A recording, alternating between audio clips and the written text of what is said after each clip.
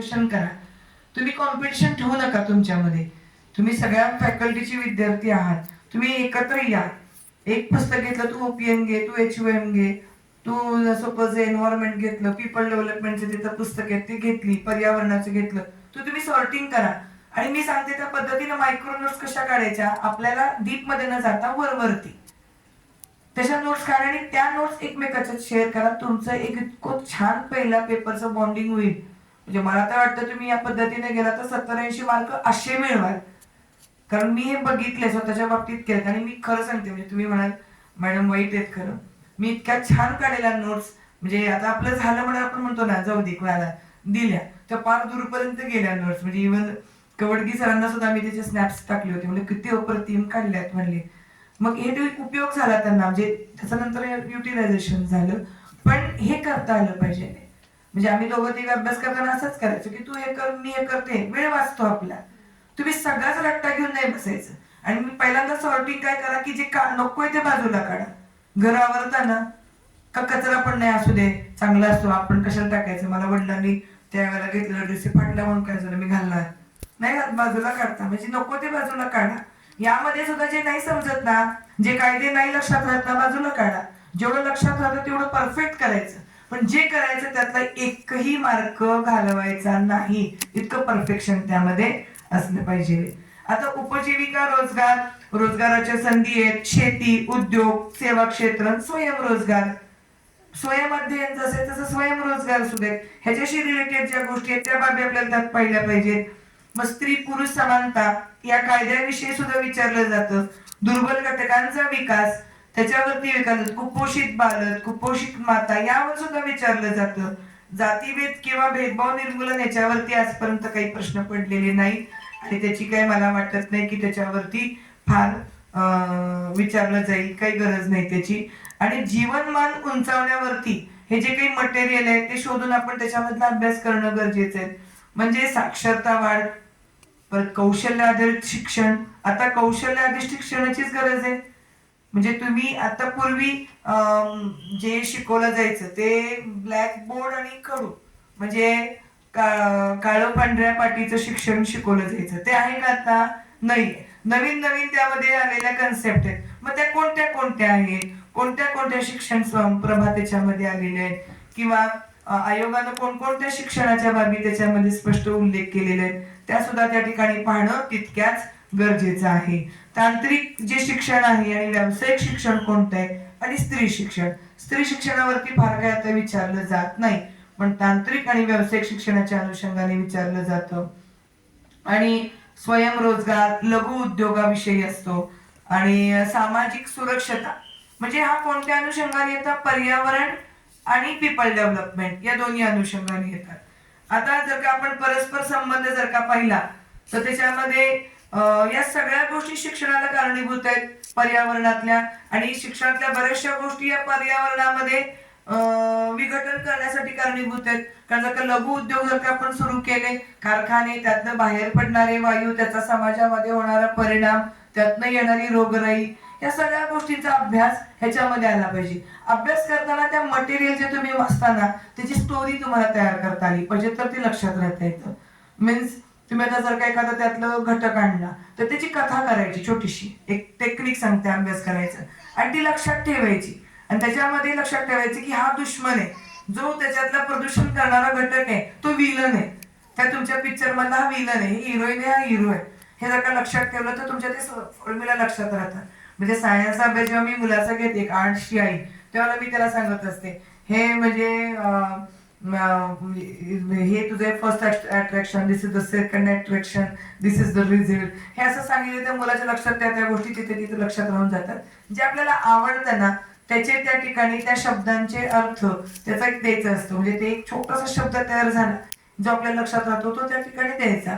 आपल्याला एखादी व्यक्ती आवडत नसेल आणि ती व्यक्ती आपल्या डोक्यात कायम घुसलेली असते, जी आवडत नाही, त्या व्यक्तीचं नाव, त्या जे वस्तू लक्षात राहत नाही, जो फॉर्म्युला लक्षात राहत नाही, त्याला कंस करून त्या व्यक्तीचं नाव द्यायचं. उदाहरणार्थ कुंदप मॅडम आवडत नाही तर कंस घालायचा, कुंदप मॅडम. कुंदप मॅडम दिसला की फॉर्म्युला आठवलाच पाहिजे. आमच्या लग्न झालेल्या पोरींना सासू आवडत नाही, फॉर्म्युला नाव कंस घाला, सासूचं नाव लिहून टाका. झोपलं तर आठवलं पाहिजे फॉर्म्युला, मी सांगते. हे टेक्निक्स वापरले तर अभ्यास काहीही अवघड नाही. तुम्ही काय करता, सगळं घेता, रट्टा मारता आणि रट्टा मारून पेपरला जाता, पेपरमध्ये बघितलं की ब्लँक, काहीच आठवत नाही. आणि तुम्ही काय करता म्हणजे तुम्ही काय, मी सुद्धा ते केलेले, ऑब्जेक्टिव्ह वाचून जातो. परीक्षा कसली आहे, ऑब्जेक्टिव्हची. काय वाचलं पाहिजे, ऑब्जेक्टिव्ह. काय मॅडम एवढं सोपं असून तुम्ही अवघड करताय, नाही. जो डिस्क्रिप्टिव्ह असतो तो कोणतेही ऑब्जेक्टिव्ह जगातलं सोडवू शकतो. मी सांगते, तुम्ही जर का या पेपरचा अभ्यास अशा पद्धतीनं केला आणि भविष्यात एखादी एमपीएससी युपीएससी ची परीक्षा आली, ती जरी बसला तरी तुम्ही तिथपर्यंत अजून 2-4 विषय वाढवले तर ती सुद्धा पास व्हायला तुम्हाला संधी मिळेल. हा दृष्टिकोन ठेवा. संकुचित असं तुटपुची जिंदगी, तुम्ही जेवताना असं एवढं तुकडं खाता करे, नाही आमची परिस्थिती सध्या वाईट, 1-2 महिने पगार झालेला नाहीये, अर्धीच भाकरी खाऊया, किती पोटात कळत नाही, अर्धी मरू दे तिकडं, शेजारच्या ताटातली आपलं अर्धी घेऊ पण ती आपलं पोट आधी भरू. मग इथं करा ना आता. हे आता एक बरं ठीक आहे, एज लिमिट आहे का, सेट नेटला नाही, पण याबरोबर आम्ही एखादी पर्यायी परीक्षेचा अभ्यास जर का केला तर त्याला एज लिमिट आहे. मग जर का मी ते पण ह्याच्यामध्ये जर का थोडंसं घेतलं तर मल्टिपल अभ्यास होतो ना आमचा. त्यासाठीच तर मी तुम्हाला मुक्त विद्यापीठाच्या पुस्तकांचा, तुम्ही ऐकलं सुद्धा असेल कितीतरी जणांकडनं, खूप युजफुल बुक्स आहेत ती, म्हणजे वरदान आहे. ज्याला कॉम्पिटेटिव्ह एक्झामला जायचंय ना त्यांच्यासाठी मुक्त विद्यापीठ, आणि तुमच्या सब्जेक्टसाठी सुद्धा त्यांची पुस्तकं जर का वाचली ना तुम्हाला कुठल्याही ऑब्जेक्टची पुस्तकाची गरज पडणार नाही. आता हे लोकविकासाच्या घटकांमध्ये लक्षात आलं की यात कोणकोणत्या गोष्टी लक्षात ठेवायच्या, शिक्षण, आरोग्य, उपजीविका, समानता आणि सहभाग, एवढेच पॉइंट करायचे. कशामध्ये, पीपल डेव्हलपमेंट या कन्सेप्टच्या अंडर तुम्ही अभ्यास करत असताना काय काय करायला सांगा मला.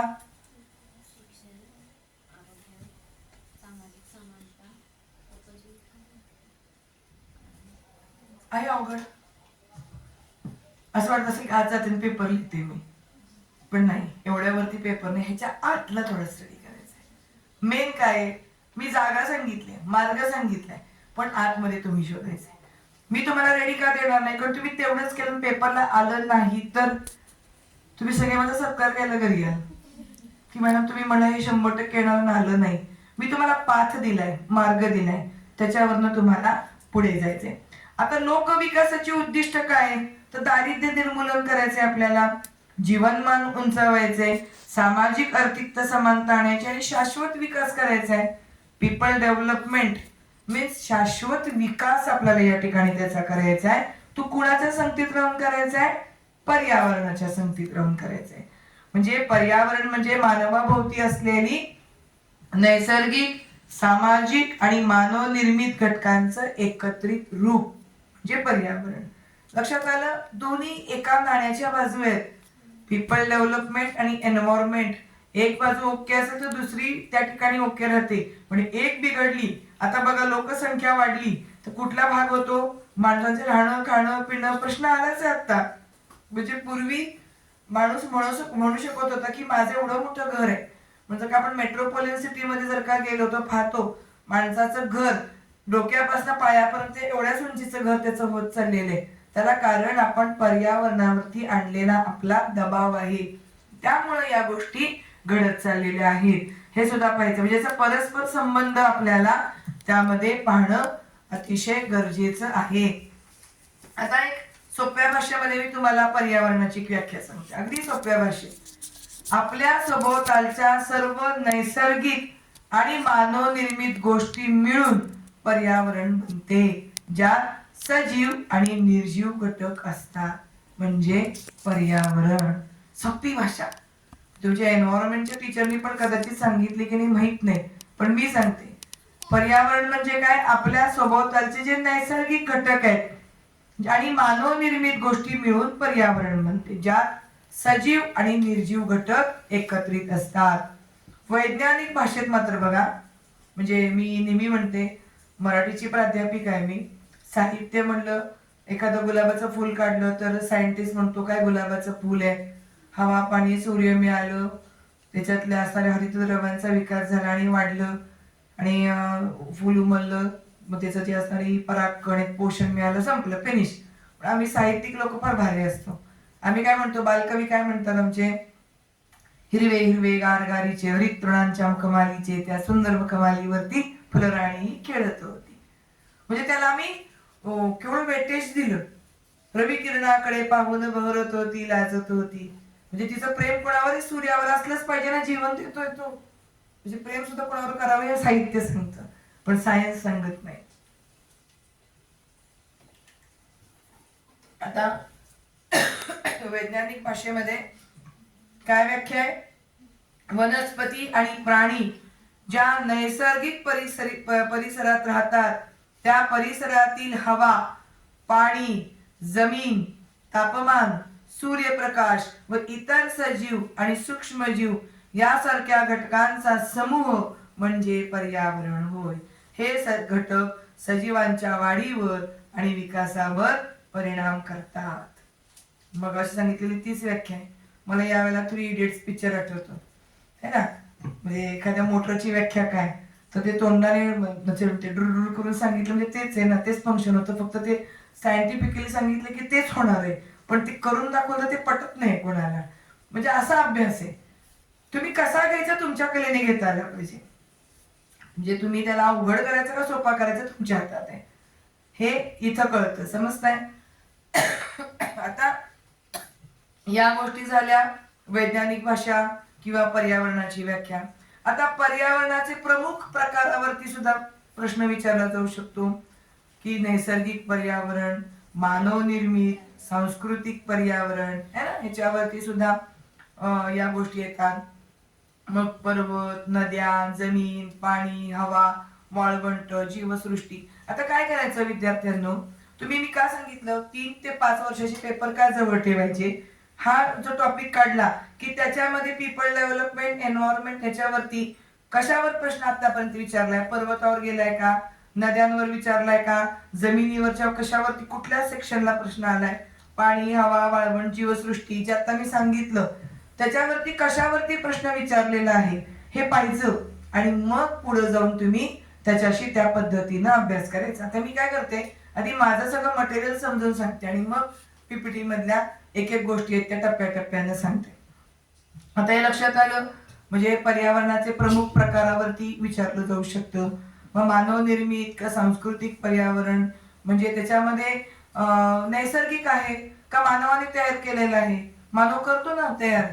मग कुठंतरी आपली रासायनिक पाऊस पडतो, मग अतिवृष्टी होते. आता आपण त्याला सामोरे जातोय. गेल्या वर्षभरामध्ये पहा, दिवाळीत पाऊस कधी पडत होते का? आजीला विचारा बरं घरामध्ये असेल तर. ती म्हणत असेल तुमचा काळच वाईट आहे. म्हणजे पावसाचे दिवसही बदलले. आता सुद्धा 2-4 दिवसापूर्वी ढग आले की वाटतं पडतोय का काय कोणास ठाऊक. दिवाळीमध्ये आपण विनोदानं म्हणलं होतं की छत्री आणि आकाशकंदील एकत्र लावावं की काय, पण हे घडतंय का? तर मानवाचा अतिरिक्त वापर किंवा त्यांना अतिरिक्त जो काही त्याचा विकास आहे करताना त्यांनी पर्यावरणाचा समतोल राखायचा विचार केलेला नाही. तुम्ही पहा, मुलांच्या आरोग्यावरती सुद्धा वातावरणाचा आणि पर्यावरणाचा परिणाम झालाय. एक जनरेशन बघा, त्यांची उंची, रंग, त्यांची इम्युनिटी पाहिली, रोगप्रतिकारक शक्ती पाहिली तर, आणि आताच्या पिढीतल्या मुलांची रोगप्रतिकारक शक्ती, त्यांची उंची, त्यांची वाढ जर का पाहिली तर तुम्ही जर का 11वी-12वीतली मुलं बघितली आता रिसेंटली, तर हाईट बास झाली, एवढी म्हणजे खूप झाली. आम्ही जेव्हा होतो ना तर आमच्या वर्गामध्ये 5 फूट नॉर्मल, 5'7", 5'10", 5'11" मुलांची उंची होत्या. मुली ठीक आहे, पण मुलंच एवढी हायटेड होती अशी. आता तुम्ही जर का नीट जर का बारकाव्यानं पाहिलं, तुमच्या आजोबा बघा घरामध्ये जेनेटिकली त्यांच्या हाईट्स बघा, आणि आताच्या आलेली पिढींमध्ये त्यांच्या उंची बघा. कारण पोषक आहार नाही. अगदी आता या ठिकाणी मुलं नाहीये, पण अगदी स्त्रियांच्या मधल्या असणारा जे मासिक धर्म आहे त्याच्यामध्ये सुद्धा कितीतरी बदल या पर्यावरणामुळे झालेले आहेत, डिजिटलायझेशन मुळे झालेले आहेत. की आपण म्हणतो काही नाही जेनेटिक आहे, नाही. या गोष्टीवरती सुद्धा पर्यावरणाच्या पोषक आहाराच्या खाण्यापिण्याच्या बाबी झालेल्या आहेत. म्हणजे जेवढं आपण डेव्हलपमेंट करतोय त्याच्यामध्ये सुद्धा त्याचा कुठंतरी अतिरिक्त वापर झाला तर याचा परिणाम होतोय. मग या पर्यावरणाचे जे प्रकार आहेत, नैसर्गिक पर्यावरण, मानव निर्मित पर्यावरण, सामाजिक पर्यावरण, आणि पुढे जाऊन आपण त्याच्यामध्ये याचा एकमेकावरती इम्पॅक्ट काय होतो. म्हणजे लोक विकासासाठी नैसर्गिक साधनांचा वापर करतात, मग अतिविकासामुळे पर्यावरणाचं नुकसान होतं. पर्यावरणाचा ऱ्हास होतो, मानवी जीवन धोक्यात येतं आणि विकास आणि पर्यावरण यांच्यात संतुलन राहत नाही, ते राखण्याचं काम केलं जातं. आता सगळ्यात मोठ्या समस्या कोणत्या, तर वायू प्रदूषण. 100% प्रश्न नाही, मी लिहून देते. वायू प्रदूषणावरती प्रश्न येतो म्हणजे येतोच. बघा, काढून बघा क्वेश्चन पेपर, वेगवेगळ्या अंगाने येतो की ओझोनचा थर कमी का होत चाललाय, कोणत्या वायूचा त्या ठिकाणी प्रदूषणाचा प्रभाव पोहोचतो. आता जे स्किन डिसीज जे व्हायला लागलेले आहेत ते का होतात, तो ओझोनचा स्तर जो आहे तो कमी होत चाललेला आहे, हे तुम्हाला त्या ठिकाणी शोधून काढायचं आहे. जलप्रदूषण, बरेचसे आजार हे होतात ते जलप्रदूषणामुळे होतात. कुठला बॅक्टेरिया डेव्हलप होतो त्याच्यामध्ये आणि कुणामुळे होतो, जे काही सांडपाणी त्या ठिकाणी सोडलं जातं, कारखान्यांचं पाणी सोडलं जातं, जे काही नद्यांचं स्वच्छीकरण किंवा आपण मध्ये बघितलं होतं की त्या स्वच्छ करण्यासाठी बरेचसे कोणत्या कोणत्या योजना केल्या गेल्या होत्या, कोणत्या कोणत्या त्या ठिकाणी संघटना एकत्र आल्या होत्या, हे सुद्धा त्या ठिकाणी अभ्यास करणं गरजेचं आहे. वनतोड, वृक्षतोडावरती सुद्धा नुसतं चिपको आंदोलन येऊन गेलं म्हणजे संपलं नाहीये. आता तर सगळ्यात जास्त वनतोड होते, तुम्ही पाहिलं असेल रस्ता रुंदीकरणामध्ये. कितीतरी गावातनं आपल्यातनं जर का हायवे जर का गेला असेल तर वाईट वाटतं, एवढं वर्ष झाडा मी बघणार ते जातं, पण तो विचार त्याच्याऐवजी दुसरं वृक्ष लागवड केली गेली आहे का, हे आपलं पाहणं काम आहे. म्हणजे ह्याच्यामधनं सुद्धा आपण जर का पाहिले तर याच्याशी रिलेटेड अभ्यासाची प्रश्न विचारले जातात. जैवविविधतेचा ऱ्हास, जागतिक तापमान वाढ आणि हवामान बदल याविषयी सुद्धा यामध्ये विचारलं जातं. आणि पर्यावरणातील समस्यांचे परिणाम कोणकोणते आहेत, तर आरोग्य समस्या आहे, नैसर्गिक आपत्ती आहे, पाण्याची टंचाई आहे आणि अन्न सुरक्षेचा प्रभाव. आता बघतोय आपण प्रश्न, म्हणजे आता सुद्धा जी काही फळं अनैसर्गिक पद्धतीनं पिकवली जातात, जे काही म्हणजे वायूचे थर निर्माण करून त्या ठिकाणी फळं पिकवली जातात, कोणता त्या ठिकाणी वायूचा वापर केला जातो, हे त्यातनं शोधायचे. म्हणजे आता मी हे जे पॉइंट सांगितले त्यातनं तुम्ही काय शोधायचे, तर त्या ठिकाणी हे करत असताना कोणत्या वायूचा, कोणत्या प्रदूषणाचा प्रभाव कोणत्या घटकावर कसा झालाय हे त्यामध्ये. आणि शाश्वत विकासात काय येतं रे, तर शाश्वत विकास हा पर्यावरणपूर्वक विकास आहे, संसाधनांचे संवर्धन आहे, आर्थिक आणि सामाजिक समतोल आहे आणि भविष्यातील पिढ्यांचे हक्क, यासाठी आपल्याला त्यातला अभ्यास करणं गरजेचं आहे.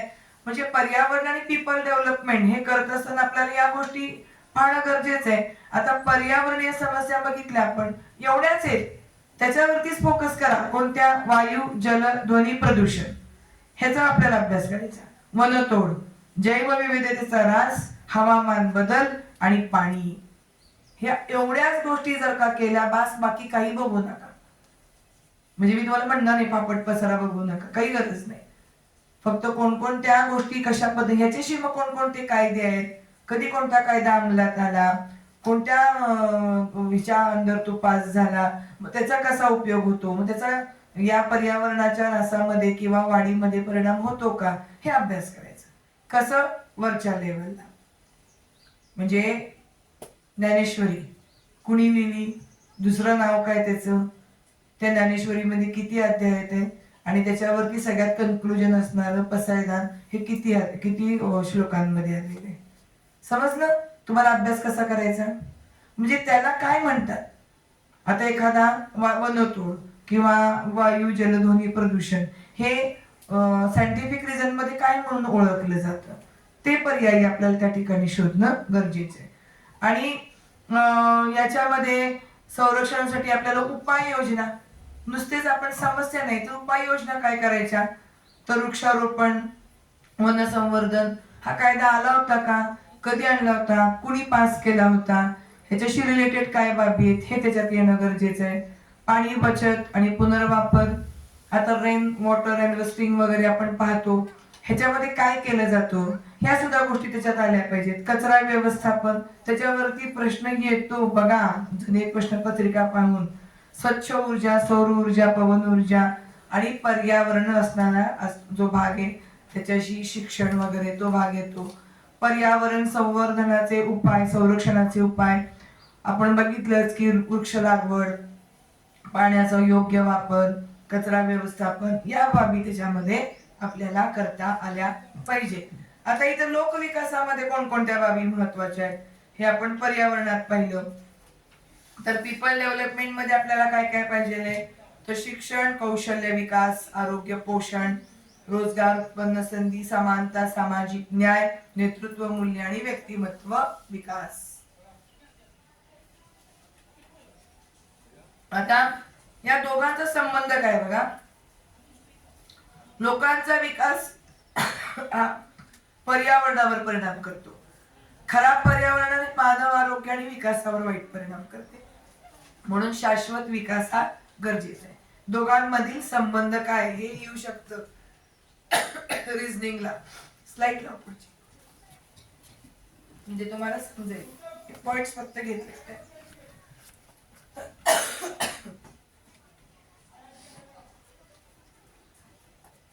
सांगितलं आताच. नेक्स्ट लाव. सांगितलं. नेक्स्ट लाव.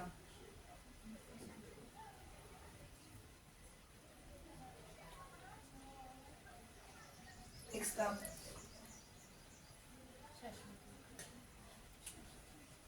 नेक्स्ट.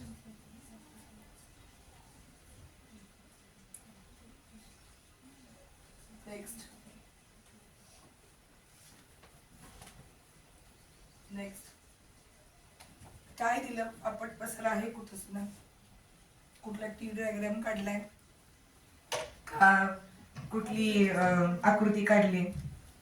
मला या ठिकाणी खरंच असं वाटत होतं की ती लहान असताना ती भूगोलाच्या पुस्तकात मृदेशी आकृती होती, पण ती लिटरली ती बघा 9वीच्या 7वी 8वी 9वीच्या पुस्तकात आहे जिओग्राफीच्या.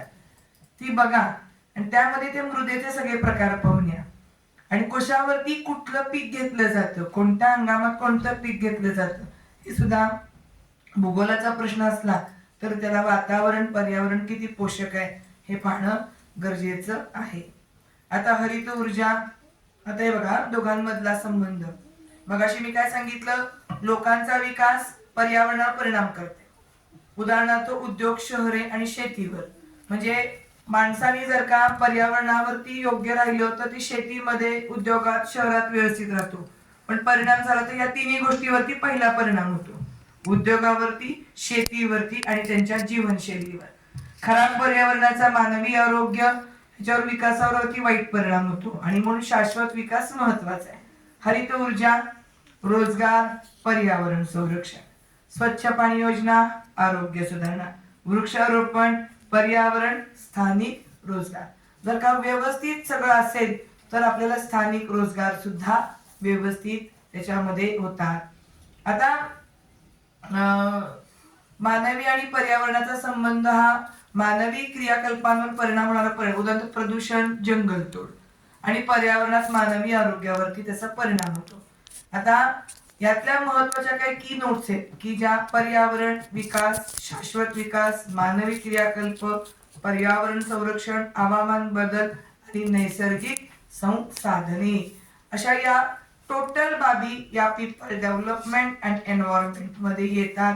याच्यासाठी सगळ्यात महत्वाचा जो भाग आहे तो तुम्ही अभ्यासताना तुम्हाला मी जी महत्वाची 3 ते 4 पुस्तकं सांगितली की त्यांचं पर्यावरणाचं अतिशय सुंदर पुस्तक आहे. मला वाटतं SY का FY ला आहे मुक्त विद्यापीठचा. का भूगोल विषय ज्यांचा घेतलाय त्यांच्यासाठी आहे, पण OPN मध्ये सगळ्या बाबी खूप छान आहेत.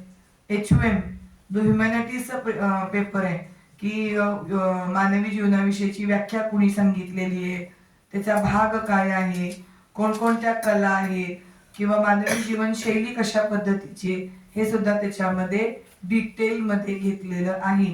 आणि हा सर्व अभ्यास तुम्ही करत असताना यामध्ये सगळ्यात महत्वाची बाब कोणती करायची आहे सांगते तुम्हाला.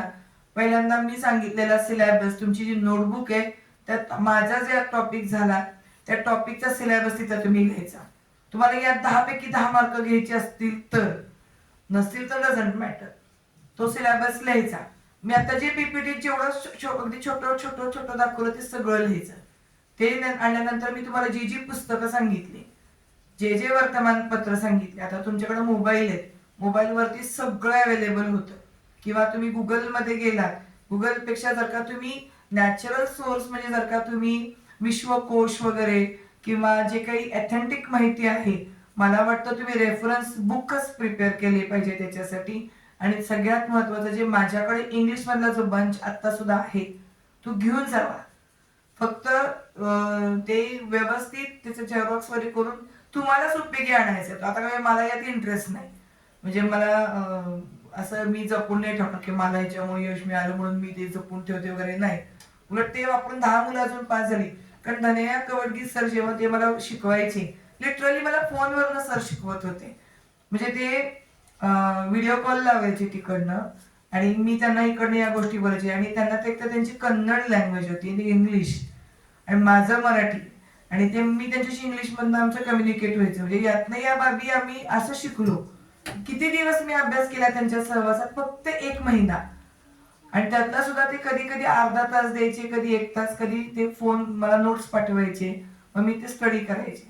आता मी जे तुम्हाला टेक्निक दिलं की अति आत शिरायचं नाही आपल्याला, त्याच्यात आपल्याला वरपर्यंत करायचंय. आपल्याला त्यामध्ये कुठला पुरस्कार मिळणार नाहीये.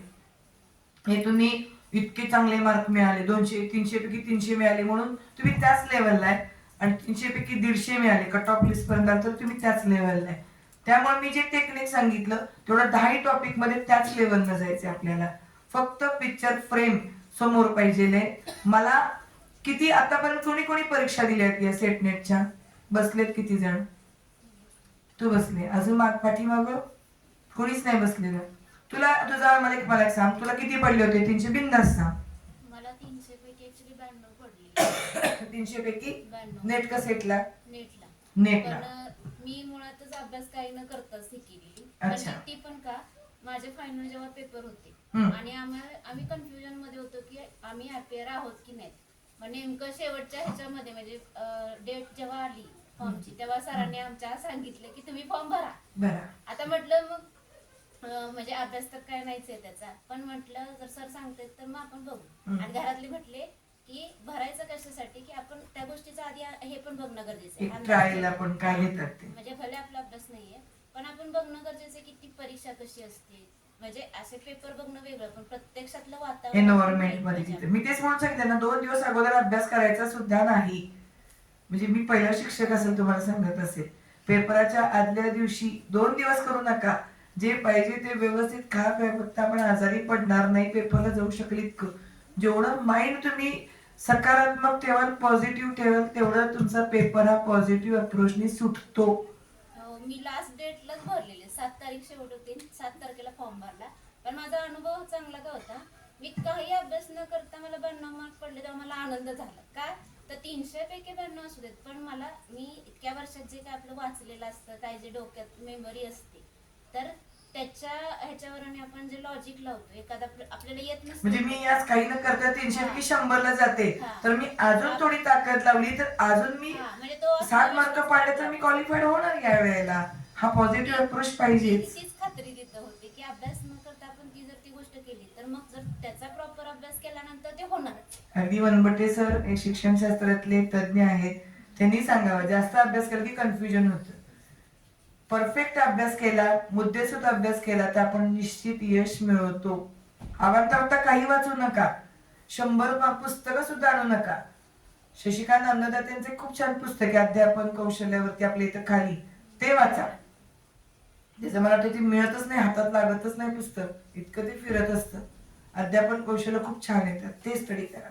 आणि अजूनही काही वाटलं डाऊट्स मला एनी टाइम तुम्ही विचारा, मी ठेवूनच जाते. तुम्ही याच्या झेरॉक्स करून घ्या, तुम्ही दिलं नाही दिलं तरी चालेल मला, कारण माझ्याकडे सॉफ्ट कॉपी आहे. आणि ते पुस्तक आता माझ्याकडे आहे, फक्त इंग्लिश व्हर्जन आहे. मग तुम्ही ते ट्रान्सलेट करून पण अभ्यास करू शकता. त्यातले ऑब्जेक्टिव्ह नुसतं डोळ्याखालनं घाला, अभ्यास करू नका ऑब्जेक्टिव्हचा, म्हणजे पाठ करू नका, फक्त डिस्क्रिप्टिव्ह मात्र लक्षात ठेवा. ठीक आहे. सरांनी माझ्यावरती जो विश्वास ठेवला आणि मला हे पीपल डेव्हलपमेंट आणि एन्व्हायरमेंट वरती या विद्यार्थ्यांना मार्गदर्शन करण्याची संधी दिली, त्याबद्दल मी सरांची ऋणी आहे. अशा सदैव मार्गदर्शनासाठी मी आपल्या सेवेत कायम रुजू राहील. आणि आपल्या विद्यार्थ्यांना काही शंका असतील तर त्यांनी मला विचारावं. शंका असेल तर विचारा. खोकलत्यात ना मॅडम अजून जीव चालला तरी येणार खरं. चला काय विचारायचंय? काय शंका आहे? अरे मी तुमचीच आहे रे, असं काय टेन्शन घेऊ नका. या कोणतरी या की पुढे. गेलात का बाहेर गेलो? मी खूप नाही दिलं तुम्हाला, तुम्ही आज बघितलं असेल. मी तुम्हाला जे खाणार तुम्ही, म्हणजे हिला काय पाहिजे पावभाजी, तिला पावभाजी, तिला काय पाहिजे ते असं दिलंय मी तुम्हाला. तर तुम्ही ते घ्यायचंय आणि तुम्ही मला हे मी जे दिलंय त्याचं आउट ऑफ म्हणजे जे एक आउटपुट मी सांगितलेली पुस्तक काढून नोट्स काढून माझ्याकडे तपासून न्या वाटलं असतं. मी मराठी डिपार्टमेंटला असते इथं. या की कोणतं एक सेट नेटचं म्हणून मॅडमचे कॉन्टॅक्ट मध्ये तुम्ही राहाच, पण आउट ऑफ दॅट काय तुमच्या स्वतःच्या डेव्हलपमेंट साठी सुद्धा मॅडमला सोडू नका. मॅडमकडे बरंच काय काय आहे, कारण आपल्या इथं व्होकेशनलचा कोर्स मॅडमच्याकडे आहे, त्याच्यात सुद्धा पुरीने करिअर केलेलं आहे मोठ्या मोठं. हो, मी hair skin and beauty, fashion designing सगळ्या याच्यामध्ये म्हणजे नुसतं सेट नेट पुरतं तुम्ही बघू नका. ह्या याचा भाग आहे म्हणून, नाहीतर आउट ऑफ हे सिलेबस एक वुमेन डेव्हलपमेंट म्हणतो ते त्यांच्याकडनंच करावं. कुठलं बी साध्य ते भरपूर आहे, तुम्ही सोडू नका त्यांना. कायम लाईफ टाईम उपयोग आहे माणूस. एनईपी मध्ये अशी माणसं पाहिजे, मला व्हायचंय. गुड आफ्टरनून सगळ्यांना. म्हणजे कुंदर मॅडमचं मी मागचं पण लेक्चर अटेंड केले. तर खरं सांगायचं म्हणजे ह्या वेळेचा माझा अनुभव काय आहे, म्हणजे नेट सेटच्या लेक्चरचा. मागचे पण लेक्चर अटेंड केले मी सगळ्यांचे, पण त्या गोष्टी थोड्याशा कळत नाहीत. पण एक्झॅक्ट वे कोणता आहे, म्हणजे तुम्ही मगाशी म्हटला ना मार्ग दाखवले, आता पुढे जा, तो मार्ग दाखवणं महत्वाचं होतं. ते ह्या वेळेला भरपूर चांगल्या गोष्टी कळल्या. आणि तुम्ही म्हणता तसं जे मेन ज्या पॉइंट असतात त्याच्यावर फोकस केला की मग पुढच्या गोष्टी आवर्जून होतात. मी पण नेहमी डिस्क्रिप्टिव्ह अभ्यास करते, फक्त काय सातत्य नाही होते माझ्याकडून. पण मला माहिती आहे की कारण देऊन चालत नाही त्या आयुष्यात. ज्याला पुढे जायचंय तो कारण ऍक्च्युली ती मिटवून जाता आली पाहिजे. म्हणजे माझा स्वतःचा ह्या गोष्टीवर विश्वास आहे, फक्त तरी पण मी थोडीशी तर मागे 100% होणार यावेळेला. नाही मी काय आवर्जून चांगला म्हणतात ना, माझ्या बाजूने मी चांगला प्रयत्न करेन. तर मॅडम आता तुम्ही पाहतायत, मॅडम ह्या नावाप्रमाणेच आहेत, कोमल त्यांचं नाव आहे, तर त्या नावाप्रमाणे मऊ आहेत. त्यांचा स्वभाव खूप छान आहे. आम्ही इतक्या वर्षांमध्ये अनुभवले. मी FY ला असल्यापासून मॅडमना बघते, म्हणजे माझ्या मराठी विषयाला त्या नव्हत्या, पण आम्ही पाहतो आणि नेहमी त्या हे करत असतात. म्हणजे सूत्रसंचालन करताना आपण पाहिलेले. खरं तर मला कधी कधी जेव्हा संधी आली ना, तर मी मॅडमकडे बघूनच तसं डेअरिंग करते की हा बाबा आपण एखादी गोष्ट करते तर आपल्या समोर असे व्यक्तिमत्व आहेत, तर ते एवढे भारी आहेत, तर मग आपण थोडंफार काहीतरी केलं पाहिजे. म्हणजे मी जेव्हा FY ला इथं आली ना, तेव्हापासून मला खूप संधी मिळाल्या वेगवेगळ्या गोष्टी करायला, पण मी त्या करू शकले कारण मी मला जे शिक्षक मिळालेत ना, आम्ही लय भाग्यवान आहे खरं सांगायचं. म्हणजे प्रत्येक विषयाचे शिक्षक आहेत आणि त्यांच्याकडे बघून आम्ही आता काही गोष्टी करतो, थोडं डेअरिंग करतो. तर मॅडमचं खरं सांगायचं, मॅडमचा मी रिझ्यूम वाचला ना, मला काल पहिलं नवल काय वाटलं, मॅडम तुम्ही जेव्हा 2003 साली म्हणजे मला वाटते तुमचं पोस्ट ग्रॅज्युएशन झालं आणि त्याच्यानंतर मी बघितलं तर मॅडमनी त्या वेळेला PhD पण कम्प्लीट करून झाली. 2007 ला हा, PhD पण कम्प्लीट केली. घेतलं 12 ला सगळं जिकडचं तिकडं. हा, म्हणजे एका पाठोपाठ मॅडमनी इतकी अचिव्हमेंट केली. त्यांचा रिझ्यूम वाचताना समजतं की म्हणजे जनरली स्त्रियांना खूप अडचणी येतात घरातून आणि बाकीच्या गोष्टीतून, पण मॅडमच्या बाबतीत ना बघण्यासारखी आणि शिकण्यासारखी ही गोष्ट आहे की आयुष्यात अचीव कसं करायचं असतं. म्हणजे नुसतं यश नाही तर व्यक्तिमत्व विकास कसा केलाय, बाकीच्या गोष्टी. म्हणजे ते तर आपण वाचूच पुन्हा एकदा नंतर रिझ्यूम सगळ्यांनी वाचा. आणि मला तर खूप आवडले त्या गोष्टी, मला आवडेल म्हणजे तुमच्यासारख्या काही गोष्टी करायला. तर जास्त वेळ न घेता सगळ्यात महत्वाचं, मॅडमने आपल्याला एक चांगला म्हणजे त्या मॅडम आहेत आणि आपला अनुभव काहीच नाही, त्यामुळं आपण जे शिकतो त्यांच्याकडून ही खूप चांगली गोष्ट आहे. आम्ही भाग्यवान आहोत. तर त्याकरिता मॅडमसाठी खूप खूप धन्यवाद. आणि मी सरांना विनंती करते की सरांनी आभार पत्र मॅडमना आपल्या द्यावं.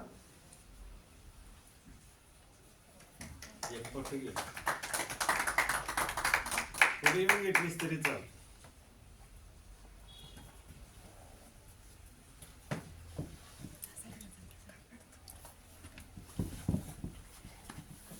आज सगळ्या पोरीच आहेत. हा 2 पोरं असते ते 2-3 असते. खूप खूप धन्यवाद मॅडम. आणि खरंच पुस्तक आहे माझ्याकडे आता डिपार्टमेंटला, तू वाटलंस तर घेऊन जा, तुम्ही तुमच्याकडे ठेवा. मी म्हणजे 2 भाग होते त्याचे, मराठी आणि इंग्रजी. तर मराठीतलं गेलं म्हणजे आता ते